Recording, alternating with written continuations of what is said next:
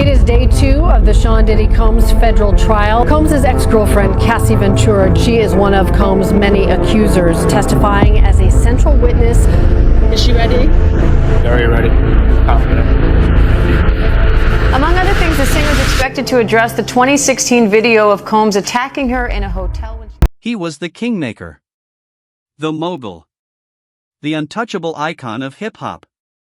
But in just one day, it all collapsed. When Cassie Ventura took the stand, the image Diddy spent decades building crumbled like dust. The courtroom fell silent. Diddy's face turned pale as Cassie unleashed bombshell after bombshell, so dark, so disturbing, even the most seasoned courtroom pros were left shaken. The man who once ruled the game? He couldn't even hold it together. Cassie didn't hold back. She revealed it all. Everything that allegedly happened behind those locked doors.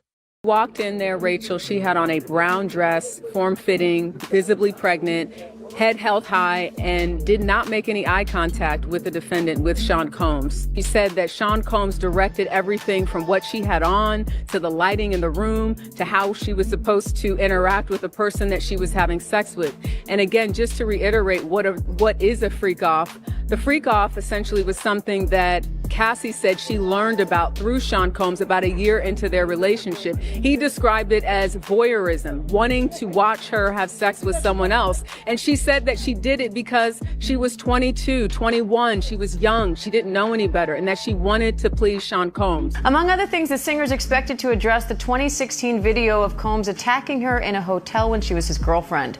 Combs has pleaded not guilty. His attorneys argue the video is evidence of jealousy, not sex trafficking. And now for the first time, jurors are hearing what Cassie has to say about that and other aspects of their 10-year relationship. For years, Sean Diddy Combs moved through the music world like he owned it, because in many ways, he did. He built Bad Boy Records from the ground up, turned nobodies into legends, and expanded his empire into fashion, vodka, and media. On the surface, he was the ultimate success story, hip-hop's golden blueprint for wealth and power. But behind that polished image of a business genius, something much darker may have been hiding. If what's being said in court is true, then while the world was applauding his red carpets and magazine covers, Cassie Ventura was living a completely different story, one of silence, control, and fear behind closed doors. I think what made Cassie emotional is having to describe the details of the freak-off and why she did it. When she talked about wanting to do it to please Sean Combs, that's when she broke down. Up until that point, she had just been answering the questions. She's a little soft-spoken at times, but that's when she got emotional. When she had to answer the question about if she enjoyed it, that's when she broke down, because she said, I enjoyed being with Sean Combs. And she says, I did it because it made him happy. The courtroom was hit with a brutal dose of reality, and no one saw it coming. This was a man known for sharp suits, smooth interviews, and unshakable control. But the Diddy described in court was a stranger. He walked in on day 2 like he owned the room, designer fit, smug nods, a fortress of high-powered lawyers by his side. To the cameras, it looked like just another business meeting. But this wasn't business. This was raw, personal, and ugly. That cool, boss-like energy? Gone. Just 30 minutes into Cassie's testimony, everything changed. The confidence faded. The swagger cracked. Witnesses said they saw it, his whole vibe unraveling, as the truth began to cut through the polish.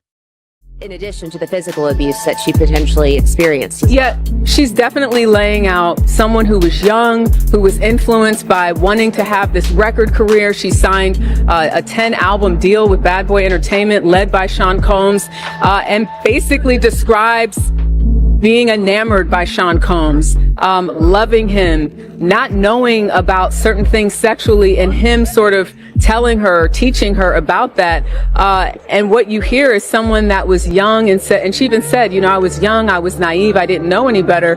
But she's really telling the story of someone who thought she was going to be with someone in this music industry that was going to help her career, that cared about her, but quickly learned after the freak-offs that wasn't the case. And what I thought was also interesting is she said that after that first freak-off, she said she felt dirty. She didn't want to do it. And when she brought up the idea of having a conversation about the freak-offs in an email, which the jurors saw, she said she backpedaled in the email because Combs responded by saying, "I know, you don't want to do it."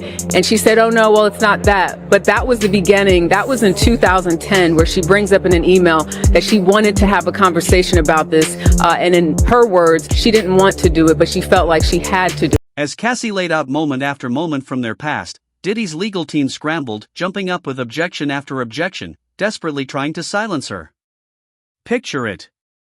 The same man who once ran a billion-dollar empire, launched the careers of A-list stars, and sealed deal after deal. Now squirming in a courtroom, unable to hide how shaken he truly was.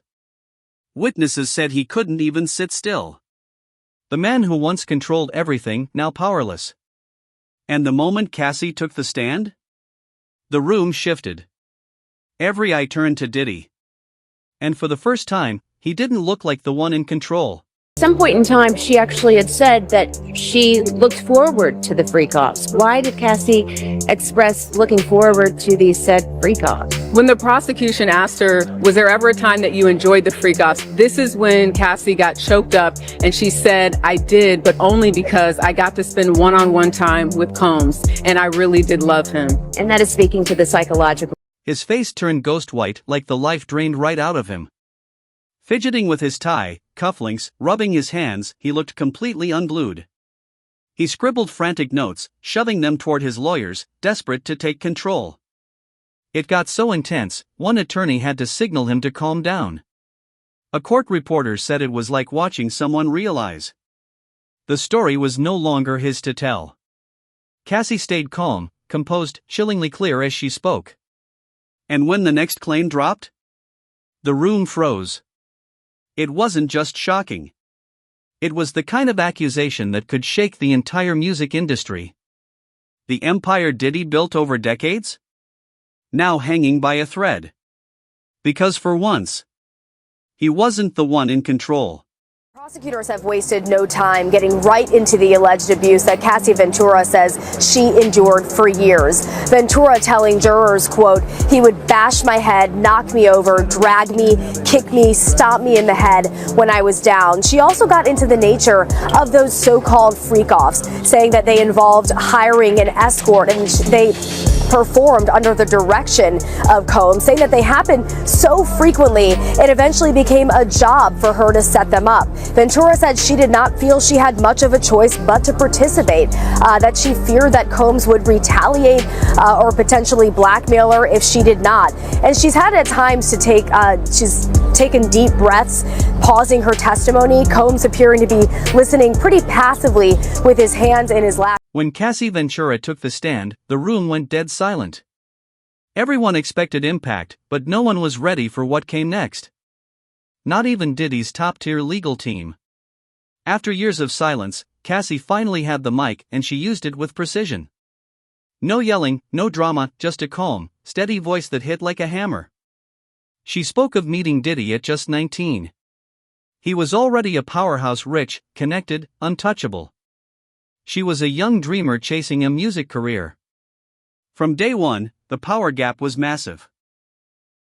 What the defense is going to say is that this wasn't blackmail, this was not coercion, this was consensual. We know that Cassie started out with Sean Combs as an early person with someone who is trying to get her career started, and he was going to help her. That's what the defense is going to say, that she was starting out and wanted someone to support her. They did their first record deal together. That's something I think the defense is going to focus on, and had it not been for Sean Combs, she wouldn't be where she is right now. The prosecution obviously is saying he was in control. It may have started out as a consensual, it may have started out with her being excited about seeing him, but ultimately he took control of that relationship. He took control of her career.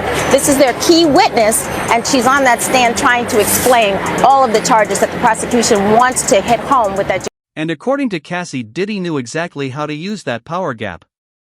Her testimony played out like a slow burn thriller. Each detail creeping in calm, calculated, chilling. It started with control. She said he needed to know where she was at all times. Popping up unannounced, tracking her moves like a shadow. Then came the career control. Cassie claimed he threatened to bury her music if she didn't follow his rules. And if she dared work with artists he didn't approve of? He'd allegedly sabotage it just to protect his ego. Relationship with Diddy. Some of those details we've seen in prior lawsuits, but to hear her on the stand actually giving those details, reliving those moments herself. Also, you have to remember, she's very pregnant right now. So I'm going to be curious to see how long she makes it on the stand, how she's emotionally able to weather all of these questions. And what's going to be interesting to watch is, you know, the defense from the very start in their opening statement said that she chose to be there. So I'm going to be curious to see how she responds to questions about, was this her choice or did she feel like she had to do all of it? But the real shocker? According to court transcripts, Cassie claimed Diddy installed tracking software on her phone. She said he'd call within minutes of her arriving somewhere because he already knew she was there. Then, slowly, he isolated her, cutting off friends one by one until she had no one left. Just him. The courtroom was on edge. The judge had to call for order 3 times. Diddy was visibly unraveling, shaking his head, whispering at lawyers, pulling faces the jury couldn't ignore. Each time he got checked, he'd pull it together, only to fall apart again minutes later. It was like watching a man who'd always been in control, finally realize he wasn't anymore. And then, Cassie calmly pulled out her phone and handed it to her attorney. What happened next? Changed everything. There was a moment early on when Cassie mentioned Dallas Austin, who she called a friend who's a producer. So I don't know if that's someone that we're going to hear from. We know that there were pictures shown to prospective jurors that are well-known celebrities, you know, Kanye West, Kid Cudi, Lauren London. We don't know, though, how they fit yet into why they were even asked, do you know these people? Are you familiar with them? So the prosecution is questioning Cassie right now, still questioning her. The defense hasn't even got a chance to, I mean, that might change based on the timing, but, you know, because she's such a key witness, it's likely that she will be on that stand the rest of the day. We learned that Cassie referred to him as Pop Pop, and Sean Combs would refer to her as CC. The prosecution says, what does CC stand for? They said, she said. Then came the receipts. Cassie's messages and emails were projected on the big screen, and Diddy's face said it all. He looked stunned, like he had no idea she'd kept the proof. These weren't just texts. They were alleged apologies for violent outbursts, and threats to crush her career if she ever spoke out. Everything his PR team had denied for years, now out in the open. But that was just the beginning. Cassie's testimony got darker. She spoke of physical assaults, being slammed into walls during arguments. And then, one of the most chilling claims. He allegedly pushed her down a flight of stairs in Miami. But the worst? Cassie said he choked her multiple times until she nearly blacked out. She claimed he only stopped when her body went limp. The room shifted. Total silence. No one expected it to go this far. What did the expressions of the jurors look like? The jurors are laser focused on what Cassie has to say, and that's to be expected, right? Because she is the person who will likely be on the stand, according to attorneys, for 2, maybe 3 days. She's the one that was in the relationship with Sean Combs for over 10 years. So she's got a lot to say, and she's just getting started. Just how important is Cassie's testimony to the prosecution? I think it really connects the dots, Rachel. When you look at that initial indictment and what's being alleged, she really is the person that has probably the most information about this idea that the prosecution says, which is creating a criminal enterprise for Sean Combs' sexual desires. Something else that the jurors saw today that sort of connects it back to this alleged criminal enterprise are 7 photos of people that were very close to Sean Combs, one even his former chief of staff. And these were all people that Cassie Ventura was able to name and explain the functions in terms of what they did: security, driver, chief of staff, someone that handled financials. So it's showing that she knew some of these people again because she was with him, around him for so long. Just when it felt like things couldn't get darker, Cassie kept going. She testified that Diddy once threw a champagne bottle at her head, missing by inches as it shattered against the wall. The room froze. She described him in a full-blown rage, smashing lamps, flipping tables, punching through a bathroom door like a scene out of a movie.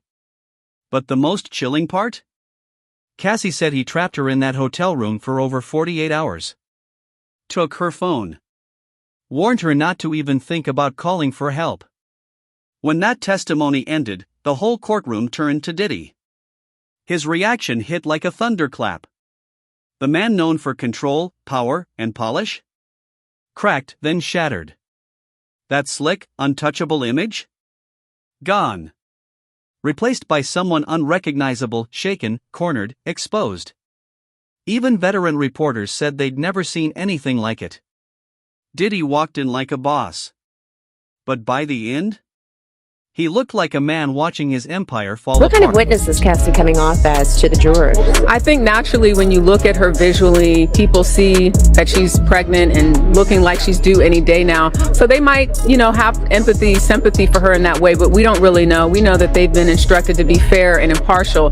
As to what type of witness she's coming off as, she's describing someone that she was. Someone she said that was trying to figure out who she was at that time and who she was allowed to be. Now you're looking at somebody that's almost 40 years old, totally different person, but even in describing what was going on at her at that time, taking drugs, trying to please Sean Combs, she's really just sort of laying out the case for her not having a lot of control. So I think that's the takeaway. This is someone who is making it very clear that at that particular time in her life, she said she did not have any control really over what she wore, what she did, who she was having sex with. She's a different person now. But I think when she talks about those details and even reflecting on them for herself, as we saw today. For years, he allegedly controlled every part of Cassie's world. But now, she had the mic. And Diddy? He couldn't mute her. No security to stop her. No press release to spin it. All he could do was sit there and watch. Cassie told the court she'd been saving proof for years, texts, emails, photos backed up and hidden, in places Diddy could never reach. Then came the twist no one saw coming. She had messages from other celebrities. People who allegedly witnessed his behavior firsthand. And they weren't random names. These were his closest friends, inner circle stuff. The courtroom fell silent. Then something wild happened. Members of Diddy's entourage started slipping out. Quiet. One by one. No drama. No noise. They couldn't sit through what they'd just heard. By the time Cassie wrapped, Diddy was nearly alone. The man who walked in like a mogul? Left looking crushed. Not even top-dollar lawyers or security could protect him from this. The empire he built for decades? Now crumbling in real time.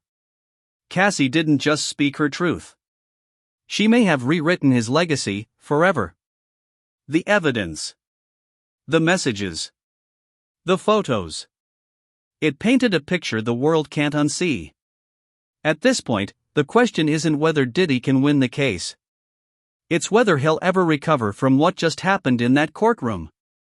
Backhand index pointing right, like, subscribe, and drop your thoughts below. We'll see you in the next one.